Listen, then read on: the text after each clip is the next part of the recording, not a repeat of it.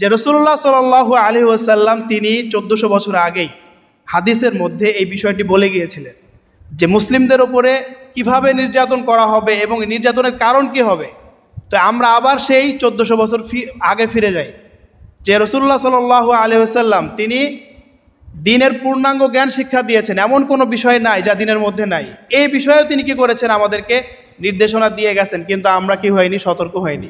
তিনি সতর্ক করে গিয়েছিলেন। এই হাদিসটি বর্ণিত হয়েছে সুনান আবি দাউদে। হাদিসটি বর্ণনা করেছেন বিশিষ্ট সাহাবী সাওবান রাদিয়াল্লাহু আনহু। আবার এই হাদিসটি অন্য বর্ণনায় এসেছে মুসনাদে আহমদ এই গ্রন্থে, সেখানে বর্ণনা করেছেন আবু হুরায়রা রাদিয়াল্লাহু তাআলা আনহু তিনি। তো সাওবান রাদিয়াল্লাহু তাআলা আনহুর সুনান আবি দাউদের যে বর্ণনা, সেই হাদিসটি আমরা মনোযোগ সহকারে সবাই শুনবো ইনশাআল্লাহ। প্রত্যেকটি শব্দ বোঝার চেষ্টা করব যে রাসূলুল্লাহ সাল্লাল্লাহু আলাইহি ওয়াসাল্লাম যেভাবে বলেছেন সেভাবেই ঘটছে, এর কারণও তিনি বলেছেন, কিন্তু এই কারণ সম্পর্কে আমরা সচেতন হইনি। রাসূলুল্লাহ সাল্লাল্লাহু আলাইহি ওয়াসাল্লাম বলছেন, ইউশিকুল উমাম আন তাদাআ আলাইকুম, অচিরেই এমনটি ঘটবে যে মুসলিম ছাড়া অন্যান্য ধর্মাবলম্বী যারা আছে তারা একে অপরকে, তারা পরস্পরে দাওয়াত দিবে, আহ্বান করবে। আলাইকুম মানে তোমাদের বিরুদ্ধে, তোমরা যারা মুসলিম আছো তোমাদের বিরুদ্ধে, অর্থাৎ তোমাদেরকে আক্রমণ করা, তোমাদেরকে হত্যা করা, তোমাদেরকে নির্যাতন করা, তোমাদের যে সম্পদ আছে তা লুণ্ঠন করা, লুট করা, এই সমস্ত বিষয়ে অন্যান্য বিধর্মী যারা আছে তারা একে অপরকে কি করবে, আহ্বান করবে যে আসো, আসেন, চলেন আমরা ঐক্যবদ্ধভাবে কি করি, মুসলমানদেরকে নির্যাতন করি। এরপর রাসূলুল্লাহ সাল্লাল্লাহু আলাইহি ওয়াসাল্লাম এই বিষয়টি আরও ভালোভাবে বোঝানোর জন্য একটি উদাহরণ দিলেন। তারা একে অপরকে ডাকবে কিভাবে, কামা তাদা আল আকালাতু ইলা কসআতিহা, অর্থাৎ এই চিত্রটি, নির্যাতনের এই চিত্রটি বোঝানোর জন্য আরেকটি চিত্রের উদাহরণ দিলেন রাসূলুল্লাহ সাল্লাল্লাহু আলাইহি ওয়াসাল্লাম। অর্থাৎ ধরেন আপনারা 10 জন বা আমরা 10 জন একসঙ্গে একটি বড় প্লেটে খাবার খাবো, একটা আয়োজন করা হয়েছে। তো সেখানে আমরা কি করি, আমরা এই 10 জনের মধ্যে একজন আরেকজনকে আহ্বান করি যে আসেন, প্লেটের দিকে আসেন, আমরা একসঙ্গে কি করি, খাই। এই যে একটা চিত্র, এই চিত্রের সাথে অন্যান্য বিধর্মী যারা আছে, ইসলামের শত্রু, তারা যে মুসলমানদেরকে নির্যাতন করবে, এই চিত্রকে রাসূলুল্লাহ সাল্লাল্লাহু আলাইহি ওয়াসাল্লাম একটি সাদৃশ্য বলেছেন, একটি উদাহরণ দিয়েছেন যে যেমনিভাবে যারা খায় একসঙ্গে, তারা একজন আরেকজনকে দাওয়াত দেয় যে আসেন একসঙ্গে খায়, এবং এই খাওয়ার ক্ষেত্রে কোনো বাধা দানকারী থাকে না, ঠিক এমনইভাবে বিধর্মীরা অচিরেই মুসলিমদেরকে এমনভাবে আক্রমণ করবে, নির্যাতন করবে, তাদের সম্পদ লুট করবে যে কোনো বাধা দানকারী থাকবে না, এবং তারা আহ্বান করবে যে আসেন আমরা মুসলমানদেরকে এমনটা করি। তাহলে এই চিত্রের সাথে রাসূলুল্লাহ সাল্লাল্লাহু আলাইহি ওয়াসাল্লাম উদাহরণ দিয়ে বুঝিয়ে দিলেন। অর্থাৎ 10 জন মানুষ একসঙ্গে যেভাবে খায়, নিঃসংকোচে, কোনো বাধা দানকারী নাই এবং খাচ্ছে নির্দ্বিধায়, তো মুসলমানদের রক্ত খাবে কারা, বিধর্মীরা এইভাবেই তাদের রক্তগুলো চুষে চুষে খাবে। এই উদাহরণটা রাসূলুল্লাহ সাল্লাল্লাহু আলাইহি ওয়াসাল্লাম দিলেন বোঝার জন্য। এরপর একজন সাহাবী জিজ্ঞাসা করলেন, কারণ জিজ্ঞাসা করার কারণ ছিল ওই সময় ছিল রাসূলুল্লাহ সাল্লাল্লাহু আলাইহি ওয়াসাল্লামের যুগ, তখন ইসলাম কি আলা ওয়া আনতুমুল আলাউন, এটার বাস্তব চিত্র ছিল। তো তাদের কাছে এটা একটু আবাদ, একটু দূরবর্তী মনে হচ্ছিল যে কিভাবে, আমরা তো এখন উপরে আছি, আমরা এখন, আমাদেরকে দেখে তারা ভয় পাচ্ছে, আমাদের প্রভাব রয়েছে পুরা বিশ্বব্যাপী, আমরা যুদ্ধে জয়লাভ করেছি, মুসলমান থেকে সবাই ভয় পাচ্ছে, আমরা এখন ইসলামী শাসন সব জায়গায় প্রতিষ্ঠা করেছি, তো এমন অবস্থায় আমরা এখন আছি, তো অচিরেই এমনটা কেন ঘটবে, এটা কি সংখ্যা কমের কারণে? তখন তিনি জিজ্ঞেস করলেন, ওয়ামিন কিল্লাতিন নাহনু ইয়াউমাইদিন, তো সেদিন কি আমাদের বা সেই সময় কি আমাদের সংখ্যা কম হবে এই জন্য? তখন রাসূলুল্লাহ সাল্লাল্লাহু আলাইহি ওয়াসাল্লাম উত্তর দিলেন যে না, সংখ্যার বিষয় এখানে নয়, সংখ্যার বিষয় এখানে নয়, বাল আনতুম ইয়াউমাইদিন কাসীর, তোমাদের সংখ্যা হবে অনেক অনেক অনেক বেশি। আমরা দেখতেই পাচ্ছি এখন আমাদের সংখ্যা কত বেশি, তাই না?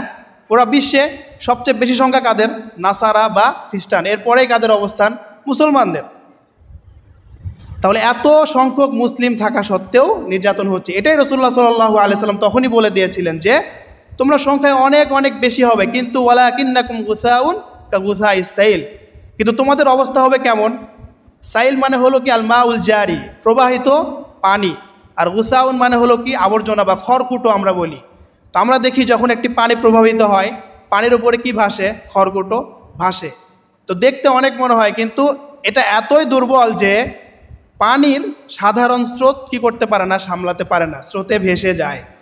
তো রাসূলুল্লাহ সাল্লাল্লাহু আলাইহি সাল্লাম এখানে উদাহরণ দিলেন যে আমাদের অবস্থা কেমন হবে তখন, যে গুসাউন কা গুসাইস সাইল, এতটাই দুর্বল, সংখ্যা বেশি কিন্তু সামান্য একটা পানির স্রোত প্রতিহত করতে পারে না। তো অবস্থাটা এমনই, আমাদের বর্তমান অবস্থায় এমন, আমাদের সংখ্যা অনেক বেশি কিন্তু আমাদের দুর্বলতা, ঈমানের দুর্বলতা এবং আমাদের নিজেদেরকে প্রতিহত করার, দিফা করার প্রস্তুতি এতটাই দুর্বল, এবং আমাদের মধ্যে অনৈক্য এত বেশি, ঐক্যের কোনো বালাই নাই, যে আমরা একদম খড়কুটোর ন্যায় হয়ে গেছি।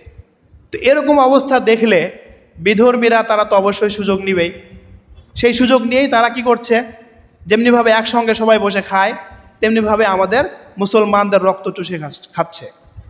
এটাই রাসূলুল্লাহ সাল্লাল্লাহু আলাইহি সাল্লাম আগাম সতর্ক করেছিলেন, কিন্তু আমরা কি হইনি, সতর্ক হইনি।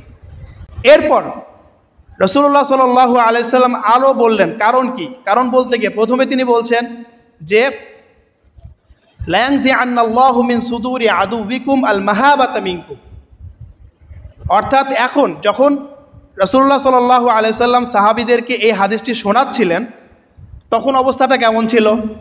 তখন যারা মুশরিক ছিল, যারা কুফফার ছিল, দূর দূরান্তে প্রত্যেকে ইসলামী শাসন, মদিনার শাসন সম্পর্কে অবগত হয়ে গেছে।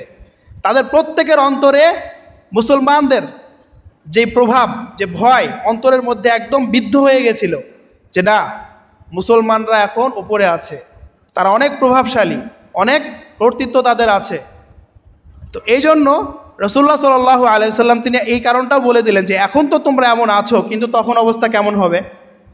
আল্লাহ তাআলা তোমাদের শত্রু যারা, বিধর্মী যারা আছে, ইসলাম ছাড়া অন্য ধর্মের যারা আছে, তাদের অন্তরে তোমাদের প্রতি যে ভয় এবং রব যেটা এখন আছে এটা থাকবে না, এই ভয়টা উঠিয়ে দেবেন।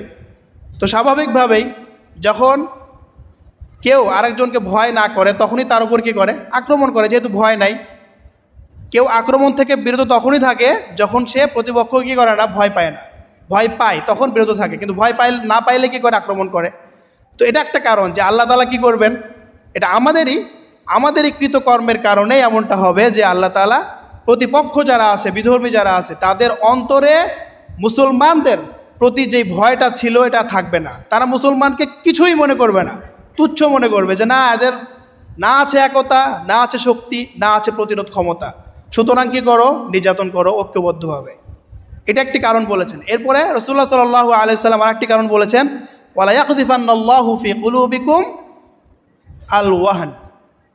তাহলে দুই দিক থেকে, একটা হলো যে তাদের অন্তর থেকে তোমাদের ভয় উঠিয়ে দিবেন, আর তোমাদের যে অন্তর আছে এই অন্তরের মধ্যে আল্লাহ তাআলা দুর্বলতা সৃষ্টি করে দিবেন। আল ওয়াহন মানে দুর্বলতা, শাব্দিক অর্থ।